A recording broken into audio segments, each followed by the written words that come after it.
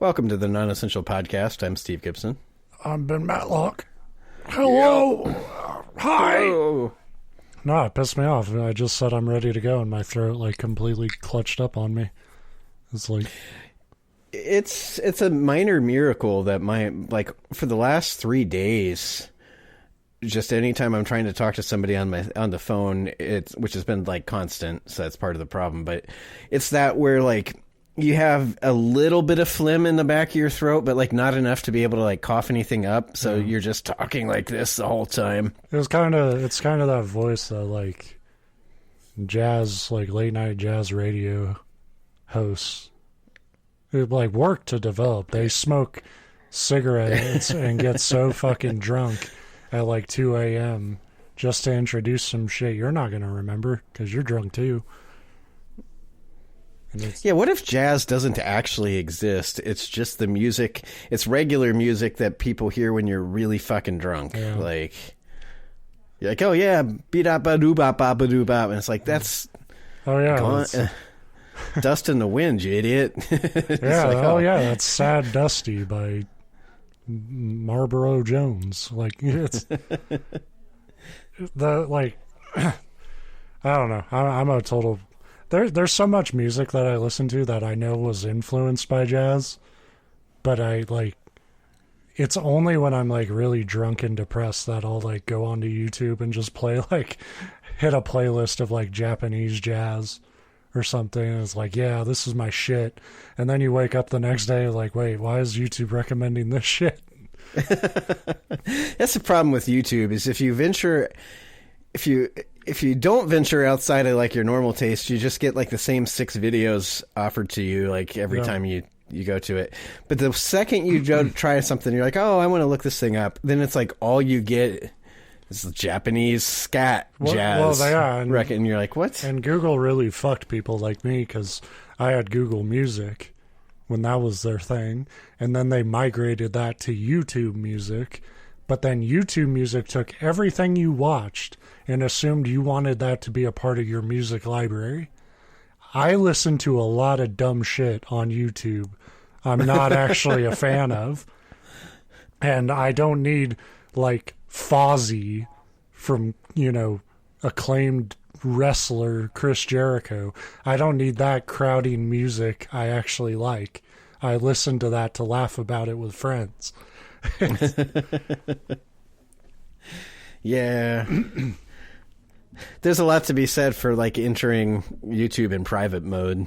Yeah. So that and that's like, what if you're actually like trying to play real music for someone and then it's like you're on a first date and it's actually going well and she like digs your taste in music and then all of a sudden like Hamster Dance comes on or something. Yeah, it's like fucking, but like there's just a lot of dark shit that I listened to ironically in my teenage years that I don't really need anything to remember. I don't know why YouTube does. It'll just like pull shit out from like, hey, you remember when you were 15 and you like this like super offensive crap because you were an idiot?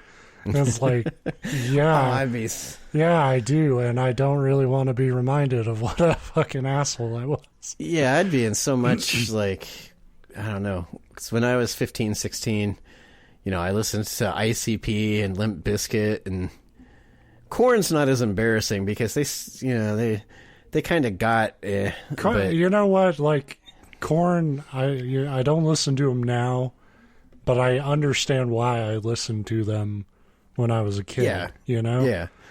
But they're just one of those bands that seem to kind of run out of ideas. Yeah, but apparently I'm going to just insult everybody today because, like, I don't know why I listened to Slipknot. I didn't like it. Oh, I was huge into Slipknot. My dorm room, it was all Slipknot posters and stuff. But, like, and if you're a fan of it, I'm not shitting on you. It was never my thing. I was a total poser, but I thought it sounded like fucking shit. But I was listening to the album because other people were, I liked Slipknot, their first, 3 albums, I think. And then I don't know. It's not like, oh, they fell out. I just quit listening to them, so I don't know. I'm not aware of their stuff after their first 3 albums. Well, I think they've had, a lot of lineup changes, too. Well, yeah, I mean, 2 or 3 of them died, so. Yeah. But yeah, so, yeah, they could still play, Steve. They could. That was a choice. Some of it wouldn't. They fired some of him. it wouldn't be bullshit. that much different. And the Slipknot stuff, I'm not as embarrassed. I'm like, if that came up and I was like, you listened to this, I'd be like, yeah, like I'm not embarrassed of it. I'm not into like this screamer metal. What's funny anymore. Is I think all this shit. I'm like, oh, don't go back and play that stuff I'm embarrassed about. But then it's like literally on my own. I just pulled up like Alien Ant Farm a week ago. And I've got one of their songs on. I made a workout playlist that I'm like, I need something really fucking heavy, and I don't listen to that stuff much anymore, so I don't know the current stuff. I love the idea that they're heavy. Well, yeah, not heavy, but like up tempo, you know. Yeah, I think I've got one of their songs on, but it's got Slipknot and Soulfly. I still like Soulfly, but although I don't think they're around as Soulfly anymore. So that kind of stuff. Static X I used to listen to. Mushroom Head's on there. Yeah. Stuff like that. And some of it, the Mushroom Head stuff's pretty embarrassing. They were an interesting band. If you're not familiar with them, you can look them up. Yeah, I don't know. That stuff I'm not embarrassed of. I just don't. It's not my taste of music anymore. I don't know. Like it's more like ashamed about like the like parody songs and stuff that were like a dime a dozen in those days on like YouTube and shit, and I don't necessarily want that crowding like my actual music tastes. So yeah, Spotify, not a great company, but they don't do that. Well, they're getting more and more like that. I use Spotify, but I think like my algorithms get all fucked up because I use them for like white noise and like nature sounds, like when I sleep. Yeah. So it's like tracking 8 hours, I wish I got 8 hours of sleep, 5 to 6 hours a day of like nothing but ambient like nature type stuff. Oh, so this is now and Spotify's like, oh, this is the most boring man alive. And all my recommendations now are like, do you want meditation sounds and nature sounds and ocean sounds? It's like, no, I just fucking use that to sleep, you morons. Yeah. But so that kind of fucks up my music suggestions on Spotify. So but anyway, that's where I will pull up a thing on YouTube, and like that's where I'll get those sounds. Well, but recently I noticed I was opening one of my playlists that I one of my like go-to just ambient noise playlists for sleep. And a thing popped up and it's like, when you get to the end of this playlist, do you want us to just start playing things that we recommend similar to this? It's like, no, because I'll be dead asleep and you'll start playing like railroad sounds. Hey, buddy, at 3 a.m., you want to hear my mixtape? Right. So, like, I don't know why all these companies have to get into this, like, oh, well, we're going to socially engineer algorithms to guess what you want. It's like, just fucking play what I tell you to play. I will say, by and large, the algorithm has worked, and it's not that like I'm into it. Like YouTube especially is weird about it, where they'll pull up shit. I was just complaining about it, but they'll pull up shit from like 20 years ago that I actually do want to see, and then the other half, it's like, yeah, you'll love Joe Rogan. I was like, I don't want. I was going to say, Rogan. It's finally getting less because I've started to just like. Yeah, I tell them directly, like, I don't want this fucking channel. Right. But yeah, at one point, at least 50% of my recommendations were either Joe Rogan or Jordan Peterson. And it's like, those... Joe Rogan, I think I hate him more because he facilitates shitty people, and he's not... I don't know if you can't say he's great. He's got some pretty crappy beliefs, but he's pretty wishy. Like, he's never... He conforms to whatever the guest he's talking to is, but he talks to and he hosts a lot of really shitty people. Yeah, and then acts like yeah. And to be fair, he hosts people that are entertaining or like good. Like he had Bernie on there and shit. Sure, like I don't think he's like. I think he does try to not be biased about his shit, but there are some people. A lot of, but there are some people who literally you should just not be giving a platform to, and you need to be more responsible about it. Especially when he's like literally the biggest podcast like on Spotify. Like, and look at us. So he's legitimizing, he's telling the big dog what to do. Well, but that's why I don't like Rogan, is because he legitimizes and he gives a platform to a lot of crappy people. Like, I don't get recommended Joe Rogan clips that are like hey, Bill Burr was on, like comedians I like and shit. Because he does a lot of those episodes. It's always Jordan Peterson type shit. Or some asshole who, like, made $1 million on YouTube by convincing you that if you sit a certain way, your jaw will realign and you'll get more pussy. Like, that's... And you'll become... And it's not the Alpha Man stuff anymore, but it's all those original people. Now it's like the Omega... Fire Lord man, because they have to.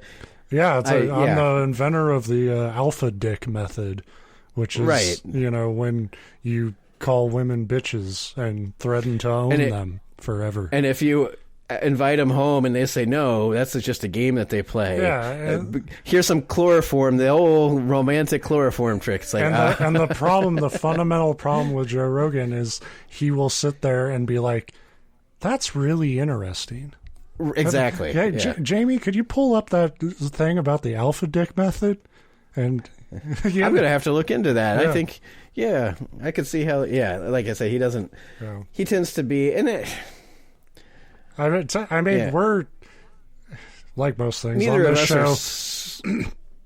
Like, we're not even shitting on him as well as other people have.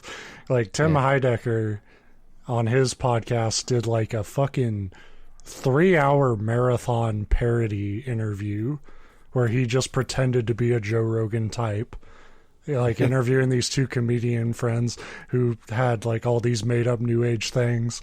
And like just in the middle of it, he's just like, have you heard of these things called crab salts?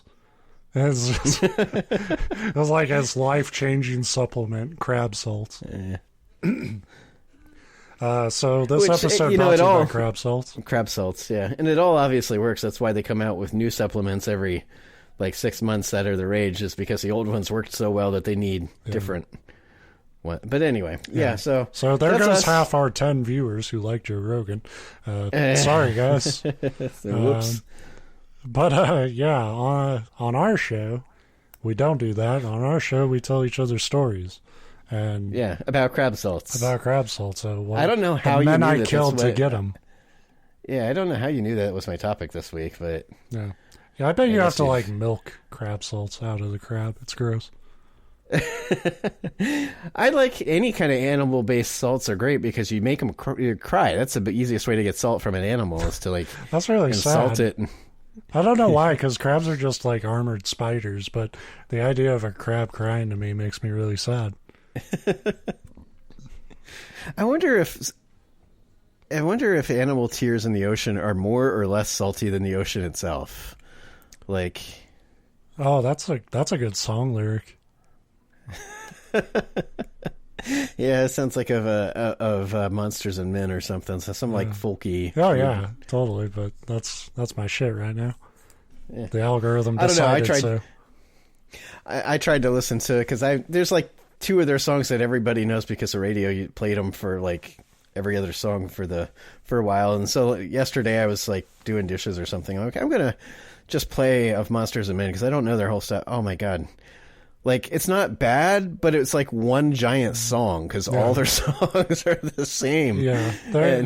I haven't listened too much to them, but that whole genre is literally just musical laziness, which I'm all about. Which sometimes I just want to throw on some shit that isn't going to be too abrasive, and I won't have to think about changing the song too much. All I know is I threw that on the other day, and afterwards I was like, ugh, that wasn't really my thing. And then today I just randomly threw on Flogging Molly, and it's that I can get behind. Yeah, so that's the mood I'm in. Flog that bitch. Good job. Yeah, that's not the band Flogging Molly. It's just that ASMR stuff of some guy flogging some woman named Molly. That's awful. I don't know. She seemed to be into it. And then it asked me for my credit card, so I think it was the wrong kind of website. Yeah, there's a fucking bunch of text box pop up on your goddamn computer monitor. It's welcome to the dark web, bitch. Anyway. Stories. I've got a story, and it's not a creepypasta because then I'm just fucking out. I'm leaving. When you do an actual non-creepypasta topic, I can't be the one. can't let you show me up. So I have an actual topic. Although I almost, because I've been fucking around with that Chat GPT or whatever. Yeah. And I almost was like, in fact, I asked it, it's like, write me a podcast script, and it was the worst fucking thing. And I told it, I said I need a 30-minute podcast script, and it kicked out like 6 paragraphs, and I said, I'm like, that's not 30 minutes, and it's like, I'm sorry, here, let me revise it. And it literally kicked out the exact same script, except with like timestamps. So it's like, spend 5 minutes on this paragraph. And I'm like, that's not how this works. God damn it, computer. And the funniest part was it changed my work for me. The funniest part is it changed the first line. Like the first line was something corny, like, "Oh, today we're going to take a journey to the dark side." Because I think I asked it to write a creepypasta. And it's like, today we're going to talk about a chilling thing. And when I told it it needs to be 30 minutes, it says, today we're going to take a 30-minute journey to. That's all it did is added a 30-minute to the. Take a 30-minute crap to the center of the internet. It was great. I love everywhere online. It's like artists and other creative types and stuff are talking about like how AI is like cheapening and fucking up their whole field and stuff. And I agree with all of that. But it's especially funny to me that we're over here trying to get AI to do our job for us. I was just curious what it would spit out, and because that's what in the art space right now, like for like a visual art, painting and whatever, it's getting scarily good at just like creating. Now it's all kind of generic looking. It all has that same AI look, but you ask Chat GPT, and I don't know if there's better ones out there, but you ask it to write you something, and I get that the worry is that it eventually will replace them, but if I said, write me an article based on, like, the great Florida orange shortage of 1882, you don't have to be too worried about being replaced by that, because what it kicks out is not good. Yeah, if like you're also serious not about your craft, it'll show in the difference. But the counterpoint to that, and I agree with this too, is corporate fuckers, like to us, we see the difference. Yeah. Corporate fuckers will not see the difference. Well, and even if they say they don't care, because what they're looking at is like, well, yeah, it's not as good, but it cost us nothing compared to paying somebody. Yeah. So until we program the AI to demand, we've already seen how the quality of like online just publication, well, not even just online, but just publication across the board. I mean, look at stuff. Everybody like wanted to jump to its defense after like everybody getting laid off. But I think places like BuzzFeed and all those ones that got so huge, most of their articles were complete shit. But that's true. When everybody's articles are the same level of complete shit, they don't care. So, no. But anyway, it was interesting. Maybe one day I'll make it spit something out and do that as a topic. But that is not what I did this week. Anyway, throughout the 1980s and 1990s, detectives Stephen Caracappa and Louis Eppolito were partners working in New York City's organized crime and organized crime homicide divisions. So anyone who has never heard anything about the New York City Police Department and or New York City's history of organized crime will probably be shocked, nay, flabbergasted, to learn that these two men who were sworn to protect and serve and who worked on a department specifically tasked with policing the mob were actually working for the mob. The fuck? Yeah, right. We've never... The idea of crooked cops that were actually in it for themselves instead of for justice, it's a pretty foreign idea, especially on such a vaunted and like prestigious department like New York City Police. At least like New York cops, at least they were like dirty for real criminals. Like I'm just thinking about like, the fucking like our local sheriff and shit. Like I know that fucker is probably involved in some shady shit. And I want to say 2 of the last 4 county sheriffs in my county have ended up in jail for like one was arson and one was embezzlement. It's like I want you to be Denzel Washington in Training Day if you're going to be a real fucking monster. Like, but instead it's always like really lame, petty shit. And of course, this cheapens our whole podcast in our personas, but I'm not trying to say every cop on New York's police department is like in bed with the mob, but it's not like that. I mean, every single fucking mobster movie you watch has the cop on the payroll, and that was these two guys. Yeah. So during this time, these two principally worked with the Gambino and I'm probably going to fucking this up, but Lucchesi families, though they were happy to take payment from any of the 5 families. So this was during the time when, I know you're pretty aware of the mafia, or at the least fuck do you mean by done that? Stories. I know. What what kind of accusations are you throwing around? You can't see it because we don't have webcams. I was winking, wink, wink. I'm not going to blow your cover. You're a little familiar, Mr. Luciano. But this was during the time when there was the 5, like after, I forget what it was called, but a big mob war, and then they decided to create this like council. We've all seen it. It's I'm watching Sopranos currently, and it's kind of there. Basically anything that's talked about, like I think even with The Godfather, where you have all these crime bosses, but they all and they're all like rivals, but they all still like conform to a code, and they all still like meet to like agree who to kill and who not to. It's weird. It's that whole crime world. But anyway, they weren't real picky about which of the mobsters they worked with, although they worked primarily with these 2 families.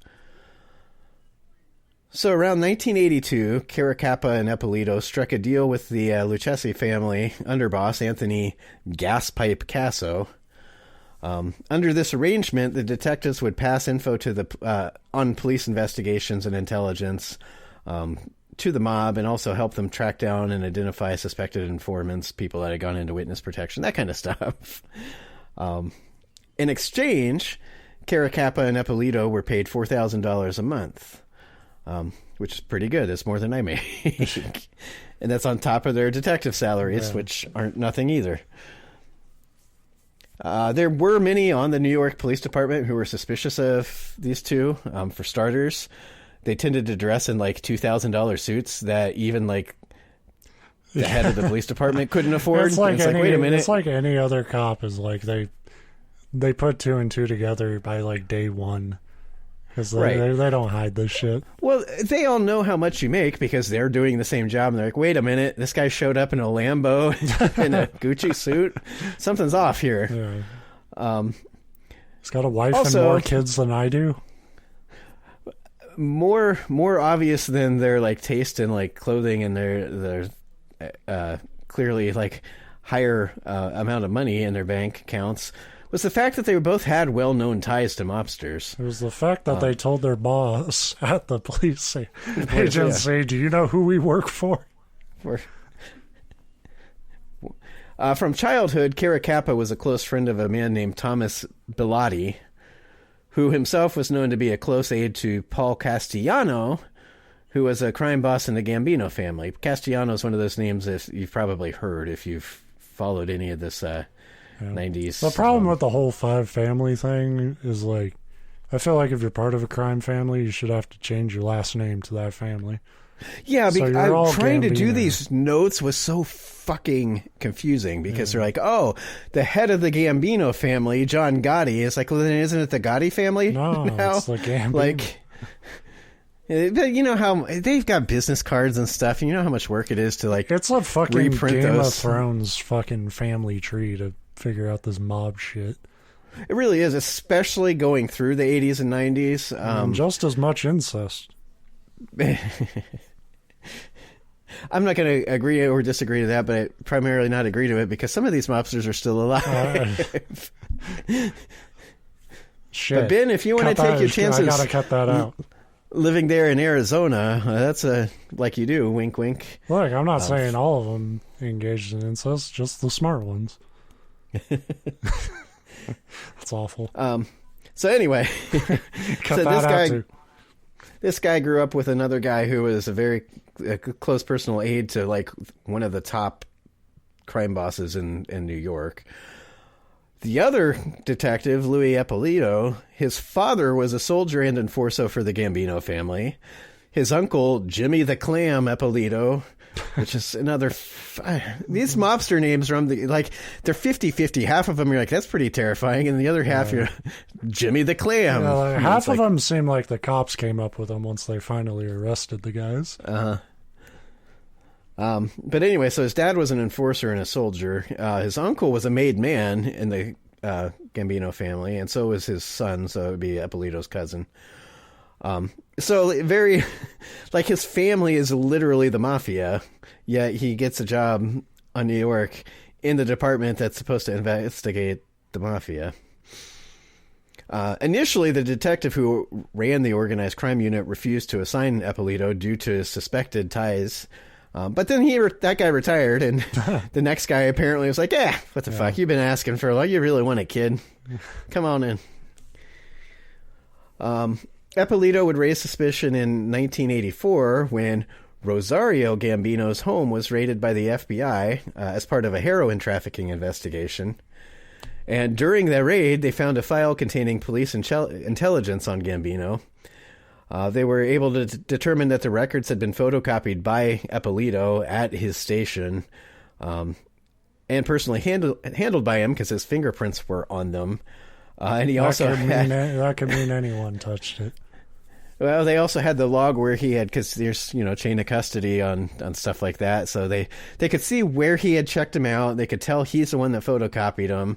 Then they end up in this guy's house who's getting arrested as a mob person running a heroin thing. I would probably have a really bad defense, but I would insist on putting the whole veracity of fingerprints on trial.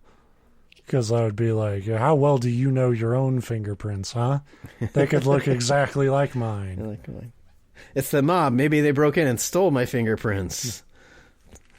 And at the time, the newspaper got a hold of it, and they ran a story alleging that Rosario and Eppolito were close friends who regularly met for lunch at a cafe in Brooklyn, which was 1,000% true. Mm-hmm.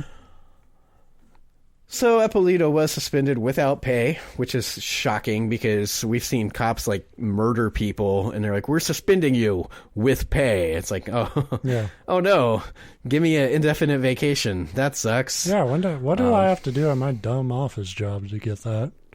Right. But this guy was suspended without pay. So it's the bad kind of suspension. Well, unless you have a job working for crime lords in your back pocket. Yep. Because Eppolito was eventually reinstated after being declared completely cleared. Eppolito's defense was that the files had been photocopied he didn't deny that he did it. He said, I photocopied them at the request of my precinct sergeant, who wanted to keep local officers informed on the investigation. And I sure can't tell you how they ended up in this guy's house, other than to say I might have left them in a filing cabinet that was unlocked, and somebody must have been able to get a hold of them and leak them. So the head of the internal, they called it the Trials Commission, but Internal Affairs, determined that he was, of course, completely cleared, because what a fucking great defense. I don't know. I copied him and then I lost track of him. That's... After the guy that cleared him was like, this guy's the 11th most decorated cop in the city. He can't possibly be bad. That was literally one of the things he said. He's like, this guy's a decorated officer. Yeah, that's a very TV thing that happened too. That's like a Fargo moment. It was like, but he's one of our best. Right. And so he was not only reinstated, but given $11,000 in back pay. So, at the end of the day, he was basically suspended with pay. He just had to wait to get it. Pissed off his landlord for a month. Wow. And of course, through the whole ordeal and even afterwards, he was very happy to play the victim and talk about how hard these accusations were on him and his family. As a good, honest cop, to be accused of something like this was just, hilariously, he actually wrote a fucking book about being innocent and what it's like to face constant suspicion just because your family's tied to the mob, and how hard it is to stay as a clean cop when, everybody just assumes that you're in bed with the mob. The original. So he wrote and published a book. Right, basically. Now, when I say he wrote and published a book, my guess is that 0 people read it. But who knows? Hey, who are we to give someone shit for that? So in the early 90s, just as the RICO Act had really led to the push for broad convictions and organized crime and made The Sopranos a much more suspenseful drama, Eppolito and Caracappa both conveniently and unrelatedly retired. It's like, oh, shit, they're going after the mob. But, yeah, we've put in our time. Yeah. We're going to call it a day. Eppolito just retired. He just flat out retired in 1990, and then Caracappa got disability retirement in 1992. Unsuspiciously, both men quickly moved to Las Vegas. Like, all right. Yeah. Home of car bombs and broken dreams. So the guy in the Lucy whatever family that I can't pronounce, Gaspipe Casio, who was primarily their contact, the one that they specifically had the agreement to pass info and intel through. Although they, like I said, they did it for a lot of people, but primarily him. He got arrested in 1994 because basically all the mafia people got arrested in the 90s. And facing a slew of charges that included as many as 36 murder, what do they call it, indictments or whatever. He was very interested in finding a way to minimize his sentencing. So, of course, he told police all about the arrangement with Caracappa and Eppolito. So all in all, he had about 8 years worth of dirt, from about 1982 through 1990, pertaining to them passing information and bribes. It's just so funny that, like, the first thing, like, in all, it doesn't matter the country or the organization or how long it's been around, like, all crime is, like, never talk to the police unless they arrested you, and then absolutely try to get out of it. In fairness, that's what kind of was going on, and I think that's actually probably what dismantled the mob more than the RICO stuff and the indictments, was that all these guys didn't want to do time, so they started turning on each other, and you know how the mob goes, because you say that the rules, don't talk unless you get hit. No, the rules don't talk. Most of these guys that talked ended up dead. Yeah, that's what I mean. That's what I mean. It was like they made the rule up as they went along. It was like, you're not supposed to say shit, but they all said shit, and it's like, if, it didn't get 5 other people arrested, it got more people killed, and that's... Well, yeah, and it completely sowed, like, paranoia through all the people. I know there was a lot of mob people killed as suspected as informants that weren't. Yeah, it's because it's like, hey, if you're arrested and you got, like, fucking more than 5 years over your head, like, the mob boss isn't going to take that chance. They're going to fucking kill you. Right. I mean, that's a tactic. Actually, I've been watching Tokyo Vice on HBO Max, and it's the, Yakuza, so the Japanese mafia. Yeah. Same deal. That was one of the tactics that the police used. They would pick a guy up on something. Just to make it look like they flipped. Well, yeah, and then they would let him off without charging him, because then, if you pick him up and arrest him, then it's whatever. But if they say, well, wait, you're on parole, they arrested you with drugs and guns in your possession, and you're back on the street in 24 hours, what's up? Yeah. like, I'm sure part of this... because we know how the authorities were. They say, we did a bunch of investigation and we're pushing these convictions. A lot of it was them intentionally also self-destructing the mafia, letting them... They didn't care if mobsters killed mobsters. Yeah. That was just doing their job for them. So a lot of that going on. Point being, this Gaspipe Casso was arrested, and he spilled on, the whole history of these 2 cops, details about, how it worked, how much they were paying them, what they were passing them. So, not just the informant, though. As it turns out, and they're known as the mob cops, had also been paid for 8 contract killings. So this seems like bombshell information, but none of it was really anything that many people, including the FBI, who had been watching these 2 cops since the 80s, hadn't already suspected. And by suspected, I think really it was that it was known. One of those open secrets. Yeah. Some of it's like, they always play we knew, but we never had the evidence to, we couldn't nail them on it.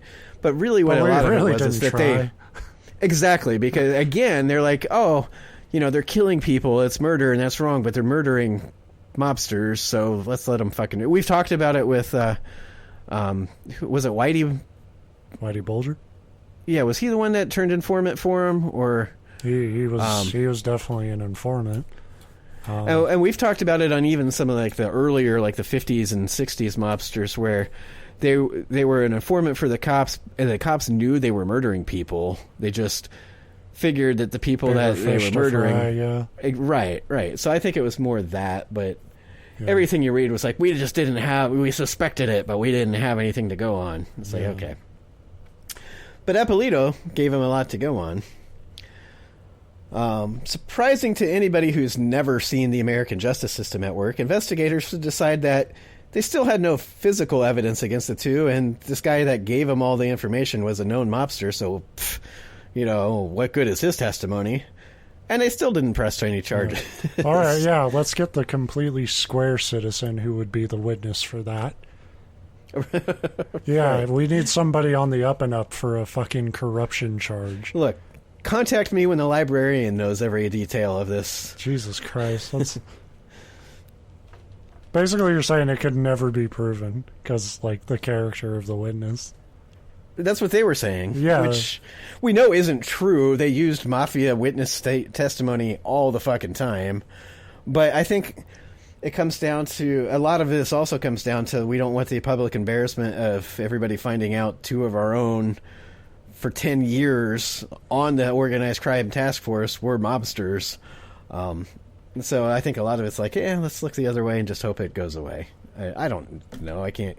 Like I said, it's the least shocking thing if you've ever followed our justice system, but also it's hard to tell. There's so many failures in the system. You don't know which particular one's at play here.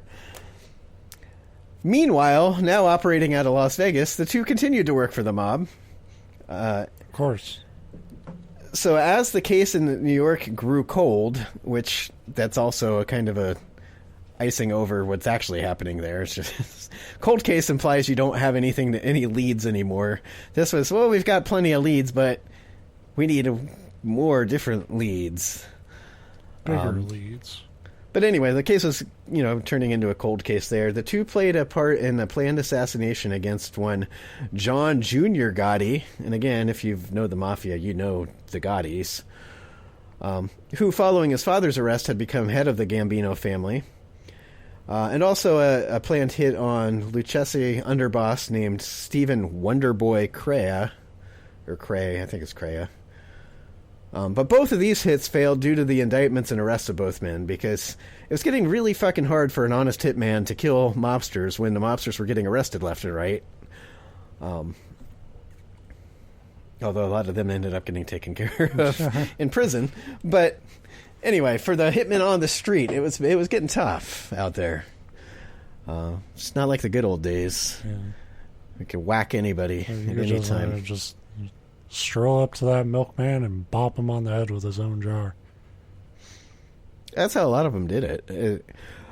Hollywood doesn't want to portray those killings because they don't translate well. Because they were justified, because those fucking milkmen were sleeping with our wives. In fact, the only media I've seen that has the balls to portray assassination and hits the way that it actually is Hitman, where you can throw a walnut at a guy. Coconut, you murdered somebody with a coconut in that game, and that was hilarious. He didn't die, to be fair. Oh, that's right. He just won't ever breathe right again.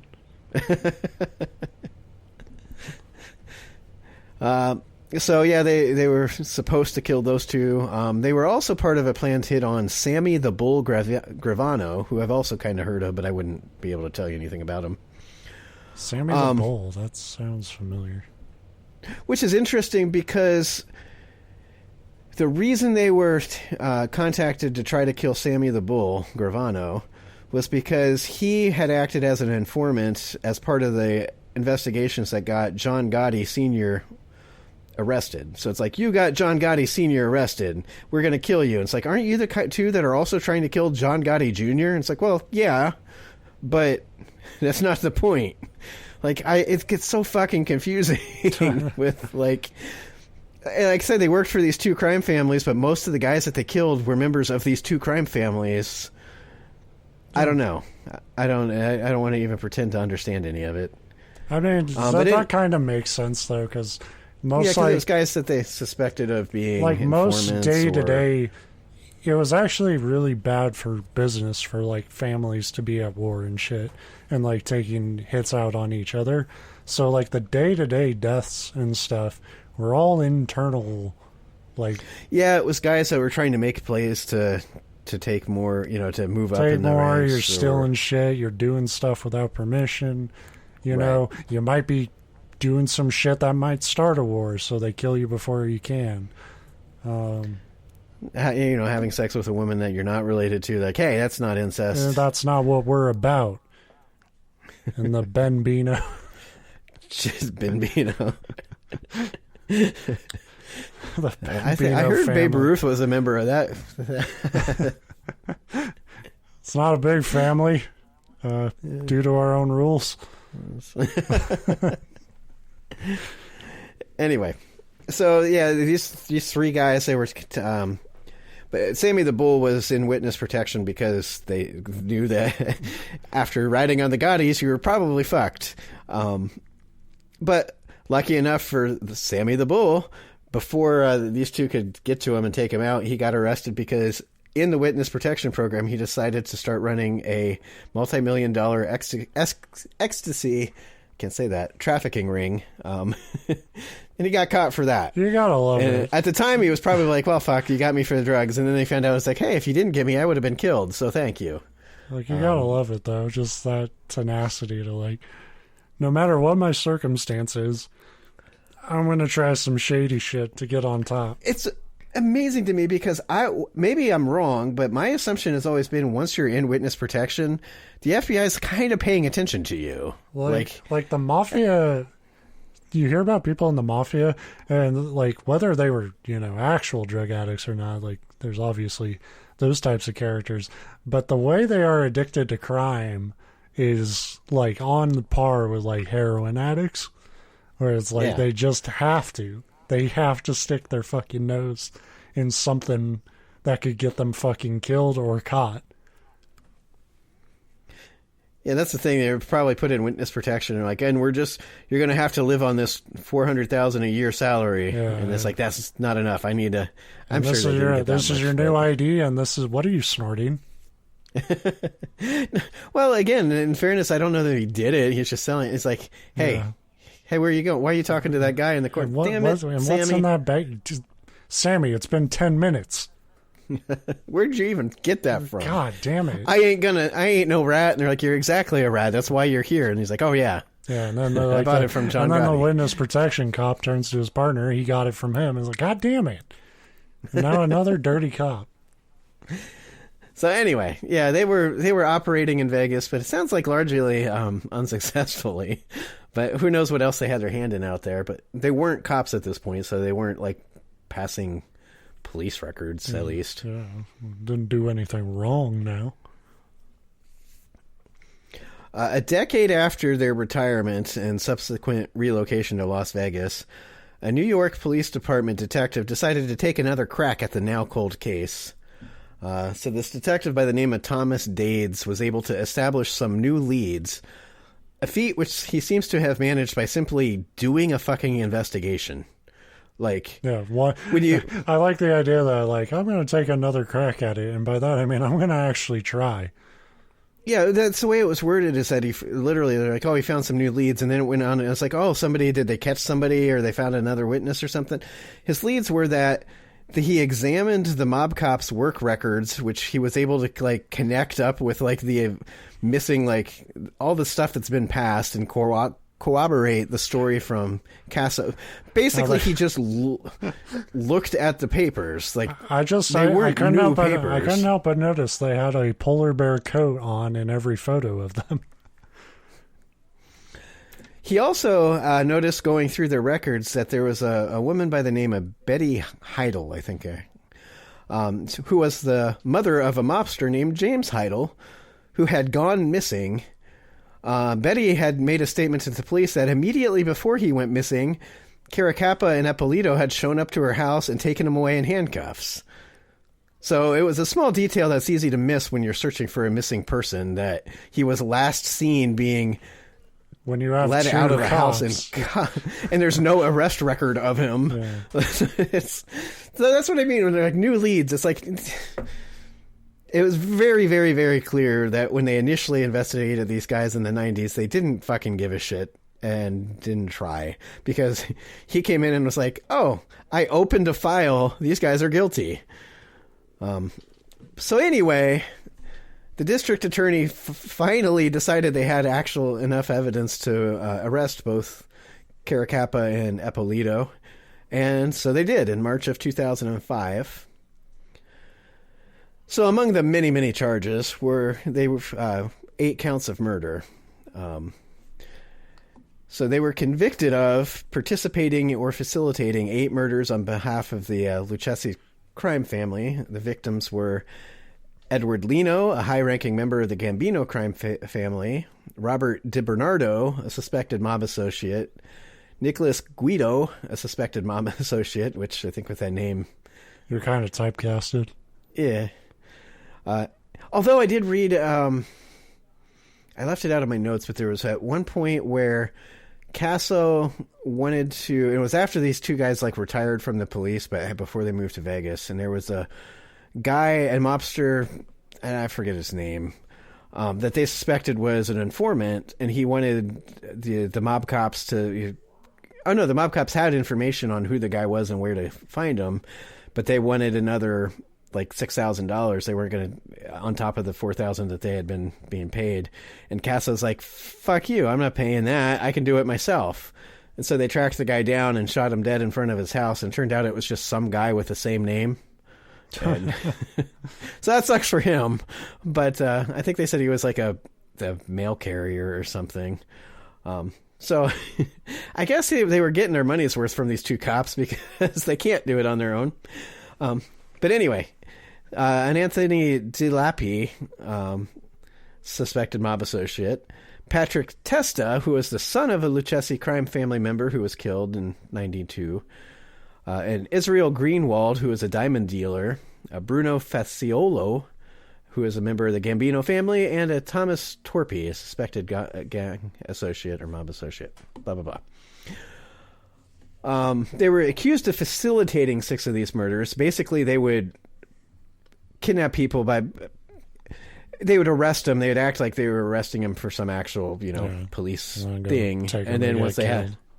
Yeah, and they would just deliver them to Casso, and whoever in the mob would finish them off, torture them. Which is really kind of short-sighted, I think, for the mob families, because you think you got a bunch of cops on your payroll, you don't want them committing the crimes with you. You want them covering your shit up. Right. Right. So, although looking at this department, apparently they were able to do both. Yeah, I'm not saying it didn't work out. I'm like, it's. So who was this guy last seen with? Us. Yeah. Well, who's the suspects? Not us. Well, I guess we don't got any leads. They are the best damn detectives we have. If they're saying we should give up, we should listen. So, yeah, 6 of them, they basically kidnapped people and delivered them to the mob. Or just, like, gave up, like, I think some of them were in, like, witness protection, or their identities were, they were secret informants, and they just basically just said, "Here's your informants." So, one way or another, they directly led to the deaths of 6 of these. 2 of them, they were charged with actually killing themselves. So, they weren't above physically murdering people. On November 10th, 1986, the man named Israel Greenwald, who was the diamond dealer, was killed by Eppolito and Caracappa on behalf of the Lucchesi crime family. According to testimony at the trial, Greenwald was lured to a meeting with the 2 under false pretenses. They claimed they were interested in buying diamonds from him, and when he agreed to meet, he was picked up by car.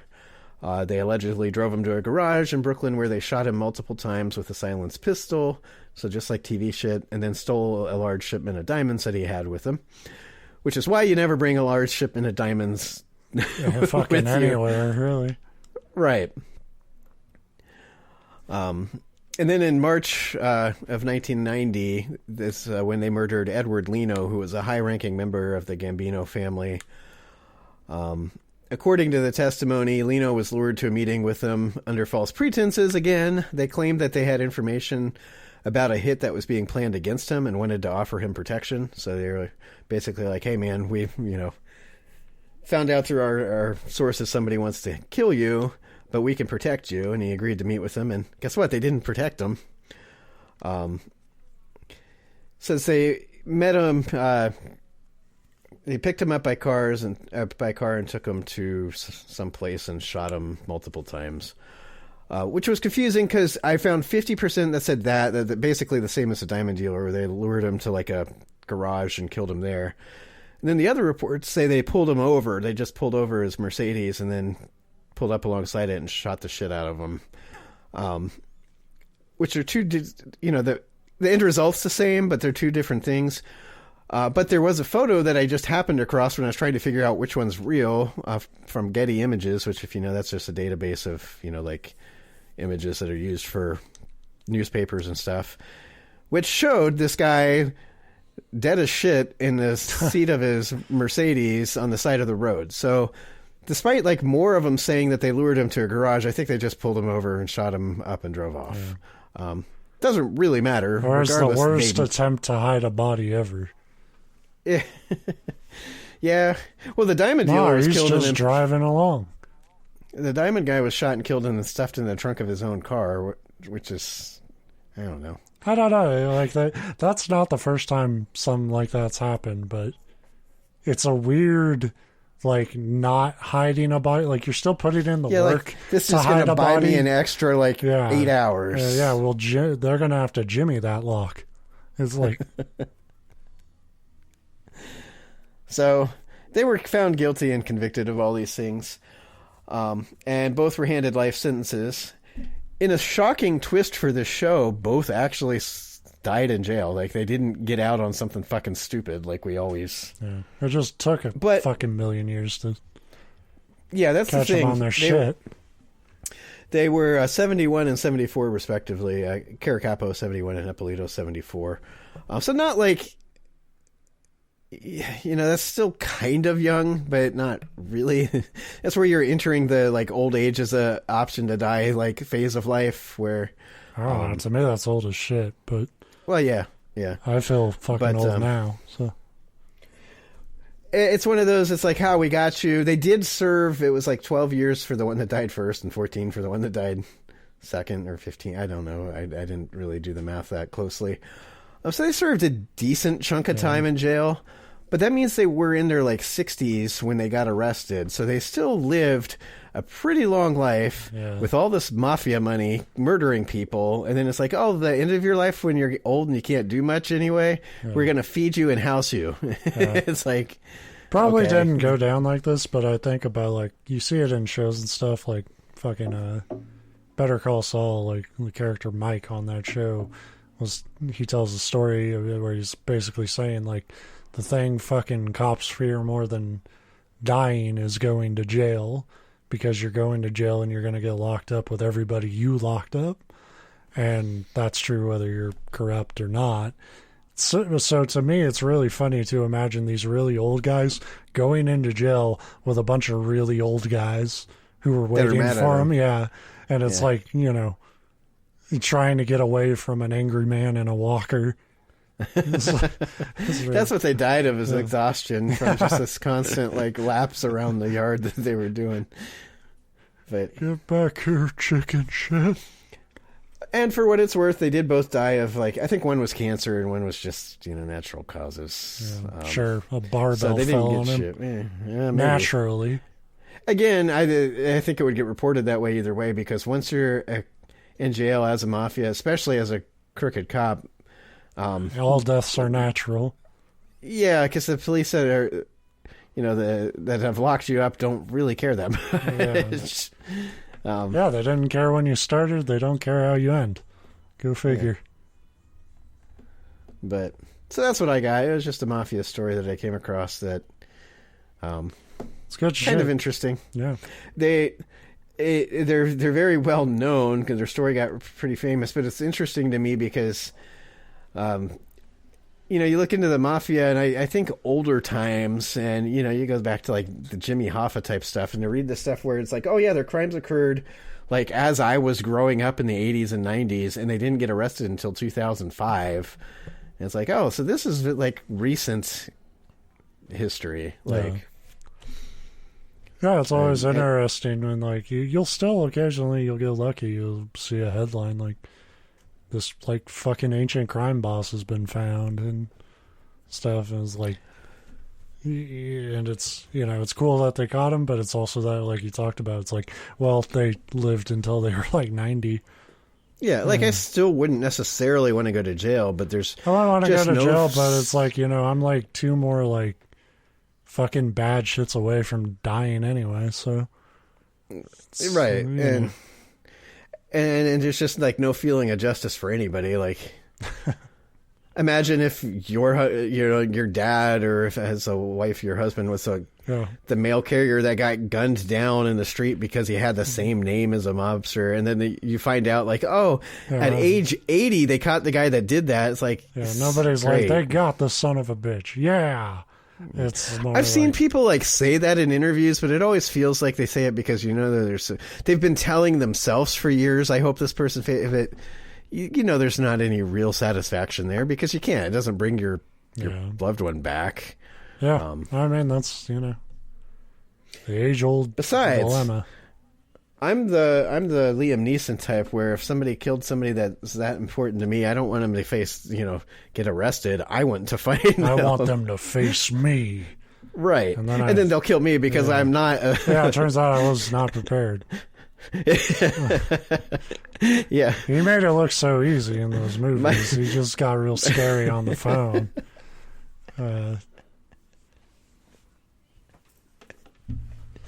Yeah.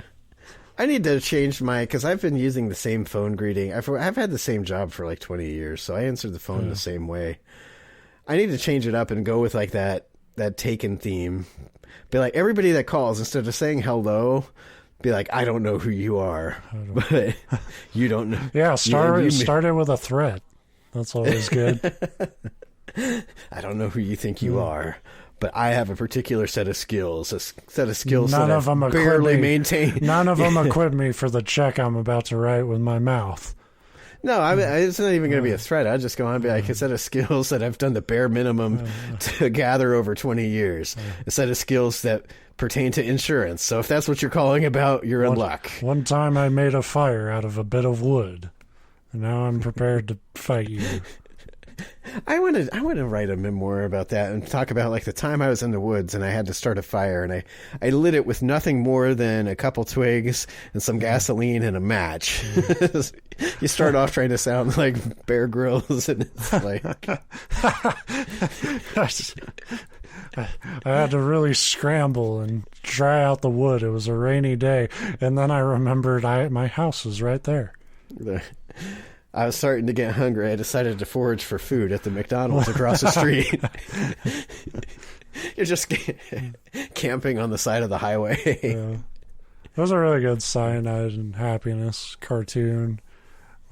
That's like a parody of all those survival shows. And the guy's like, now remember, like, it's very important to reach far back into the tree to find the freshest milk.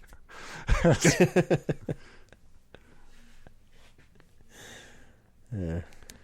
All right. That would make for a good show, is like us try to survive in the woods, and then I guess it wouldn't work because I try to survive in the woods for like a month and then write a first-hand account of it. But neither of us, I don't think, would survive. You might, because you'd be smart enough to give up. I'd be like, no, I'm going to do this thing. I would get bored. That's the bigger thing. It's like, I love those survival shows and shit, but it's like, they cut out all the living part of that. Like they only go to like the important like bullet points. It's mostly just an asshole sitting there playing a harmonica, and it's just you, and I can't live like that. Any like kind of that kind of camping around me is Southern Ohio. So you're not playing harmonica, you're playing banjo. That's I bring an accordion. Just the most like cumbersome instrument. yeah. I was about to say like a pipe organ. Yeah. Yeah. All right. Well. Anyway, so the moral of the story is: don't be a crooked cop because you'll get caught. Be a crooked like you never hear about the crooked like. Don't not be a crooked cop because you're afraid to get caught. Just be make sure they make an HBO show about you someday. Like be really good at it. That's what was interesting reading this while I'm watching like going through The Sopranos is. Because it's like, this isn't just a TV show, and I like it. It's good drama. And then you start reading this, you're like, it's really not. It's pretty well based on the kind of shit that was going on. Yeah, motherfucker just like read newspaper headlines in that time. Right. So anyway, that's the show this week, and that'll be the show next week. We're gonna just upload this twice. That's what we should start doing is just to stretch out, because right now we have to each make a topic every other week, and that's starting to feel like too often. Yeah, we're going to make every episode a two-parter, even if it doesn't need to be. What I was thinking is, say it's like my turn this week, like it was. I do a topic, then next week you just do the exact same topic, and I can even send you my notes, so you don't have to do any work. We should just just see who does the topic better. What we should do is upload the episode, and then next week we do a director's commentary over us talking.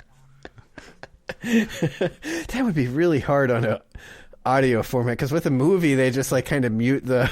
Nah, it's gonna be full blown fucking chaos. Okay, I like it. All right, see you next week.